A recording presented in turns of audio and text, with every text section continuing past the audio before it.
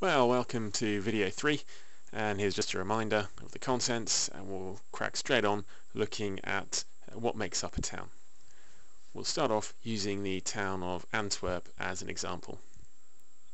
In order to see all the key buildings within a town, you'll first need to be sufficiently zoomed in, and also you need to make sure that you've selected the town by clicking on its name. Because Antwerp is a fairly major city, we can see that there's quite a lot of capturable buildings. And there's also an airfield just to the southeast. Each building is marked by a little flag which tells you which faction owns it, and then a small black symbol telling you what kind of building it is. The symbol that looks kind of like a factory is fairly unsurprisingly a factory. Capturing these buildings is important insofar as you have to capture every building within a town in order to take it, but apart from that they provide you with no other benefits. The next symbol here represents the city building, and it's also used for things like railway stations, and just like the factory it provides no other benefit apart from the fact that it's one of the buildings that you have to capture. Next we have an army base, which is a pretty critical building. All towns will have one, but some will have two, or perhaps even more, depending on their size. This is important because it's the home of all the army brigades that are stationed in the town. If all the army bases within a town are captured, then all the brigades that were stationed there are automatically kicked out, and this makes them pretty important targets for both attackers and defenders. The attacking side can only capture an army base once the town itself has become contested for at least 10 minutes. What that means is that some other building within the town has to have been captured and held for at least 10 minutes before you can begin capturing the army base. It's also important because of the units that you can spawn there. Every unit that a brigade has in supply can be spawned at the army base. There are no limitations, so if the brigade has it, you can spawn it here. This is quite different from a depot. Units can spawn here, but in limited numbers and limited varieties. You can spawn infantry here, light anti-tank, light anti-aircraft guns, and light trucks, but no tanks, and you can only spawn those in limited numbers. The airfield is where you'll spawn any aircraft from your air brigade, and also paratroopers. It's like an army base in that if it becomes captured, then the air flags that are there are kicked out. Similarly, the dock is where you'll spawn boats, and again if it's captured, then the naval flags will be kicked out of town. If you remember earlier, we talked about how you could attack, destroy and repair bridges. What I want to do now is just give you a handy little command which lets you know the status. You can also use it on a number of other things on the map apart from bridges, such as forward bases, which we'll cover a little bit later. The way it works is we select the bridge we want by clicking on it, hit enter, and then type .ow in the chat bar, hit enter again, and it'll give us the status of the bridge we're interested in. So you see this bridge is destroyed, sitting on 97% damage, and it's quite a handy little tool, lets you keep track of damage to bridges and also forward bases. So with that out of the way, what I want to do now is talk about the attack and how we go about it. We already know that you have to wait for High Command to place an attack objective on a town before you can attack it, and it makes sense that we would try to attack it from a nearby friendly town. Looking at the attack order here on Grobendonk, it would seem to make sense to try and attack from the town of Schild off to the west. But as you can see from the scale bar at the top of the map, there's quite a long distance between the towns. To cover that distance, driving a tank or walking infantry represents a pretty major time investment. So what the game developers have done is created something called forward bases. These are non-permanent spawn points between towns that allow you to spawn that little bit closer and cut out a large chunk of empty travelling time. Forward bases exist between most towns where the distances are judged to be too far for regular gameplay. If you click and select a town, then any forward bases associated with it will appear, and they're denoted by a little tent symbol and then the flag of the faction that controls them flying above it. At the forward base you can spawn anything that's in the brigade supply list, much like an army base. This is as close as you're going to be able to spawn to an enemy town with tanks, vehicles and guns, but infantry are able to get closer still by using mobile spawn points. The drive to town in a tank from the FB may only be 3 or 4 minutes at full speed, but just bear in mind that's a pretty obvious route, and I'd advise you don't use it too much. Unless, of course, you enjoy watching your turret pop off on a regular basis.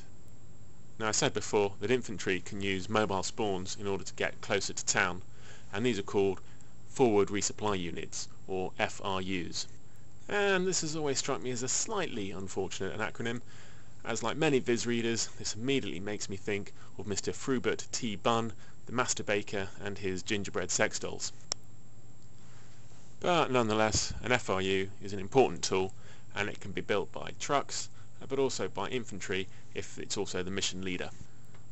It looks like a pile of boxes with a flag draped over it, and it's important to remember that both sides will invest quite a lot of time and effort trying to find and then destroy each other's FRUs.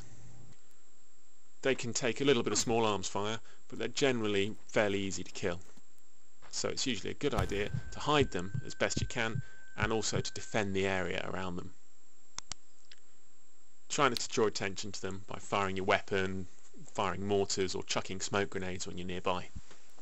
That sort of thing just irritates everybody else on the mission and usually ends up with the FRU being destroyed. I should also point out at this stage that an FRU can't be built any closer than 400 meters from an enemy held facility. So that's how we can get from the forward base to the attack objective. But always bear in mind that the forward base itself can be destroyed by the enemy. It's simply a collection of tents in the countryside, and you'll need to put some effort into defending it. If enemy engineers can sneak or fight their way into the forward base, then they can place a few satchel charges and destroy the whole thing. This will also destroy any FRUs that have been built, and is generally the best way to stop an attack.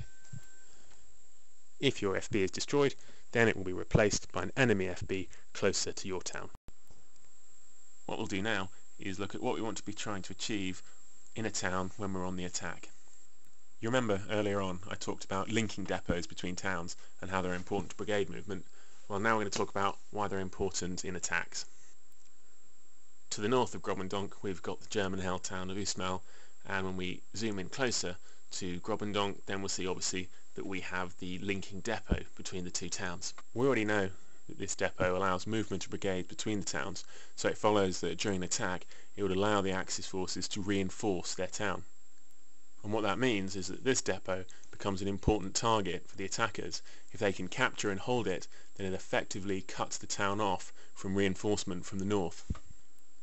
Now, of course, the Axis could still drive vehicles from Usmal all the way down to Grobendonk, but that would take them a lot longer to do, and that would be easier for the Allies to interdict.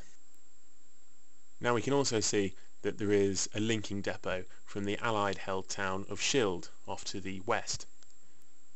That makes this depot pretty important, and people get very excited about it, and it's usually just referred to as the spawnable CP. Now what that means is that if we were to capture this depot, we would be able to spawn infantry, light guns and trucks from it from the brigades that are based in Schild. Being a depot, it will have the limited supply list, but it's a really effective way of getting troops into town quickly.